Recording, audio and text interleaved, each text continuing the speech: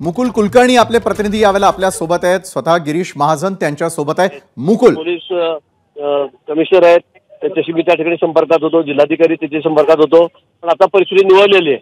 पण या निमित्ताने मी सर्वांना विनंती करणार आहे की आपण सर्वांनी जातीय सलोखा ठेवला पाहिजे, शांतता ठेवली पाहिजे। झालेला प्रकार हा अतिशय घृणास्पद आहे आणि आपण भारतीय म्हणून सर्वांनी त्याचा निषेध केला पाहिजे। त्यामुळे इथे कुठे वादावादी होतोय, दगडफेक होते, असे प्रकार होताच कामा नये। आणि म्हणून या निमित्ताने माझी सर्वांना विनंती आहे की आपण सर्वांनी शांतता ठेवावी, जातीय सलोखा या ठिकाणी ठेवावा।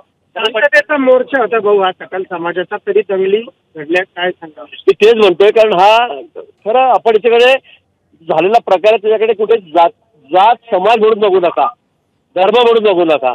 ज्या पद्धतीने त्या ठिकाणी महिलांवर अत्याचार झाला, इतका अन्याय झाला, मुलींवर अत्याचार झाला, अतिशय घृणास्पद प्रकार त्या ठिकाणी झालेला आहे। म्हणून त्या ठिकाणी झालेल्या या गोष्टीच्या विरोधामध्ये हा बंद पुकारलेला होता आणि म्हणून नक्कीच धन्यवाद गिरीशजी, तुम्ही आमच्या सोबत बोललात त्यासाठी धन्यवाद। मुकुल, यावेळेला मुख्यमंत्री बोलतायत, थेट पाहूयात। सर्वात मोठा एबीपी माझा, उघडा डोळे बघा नीट।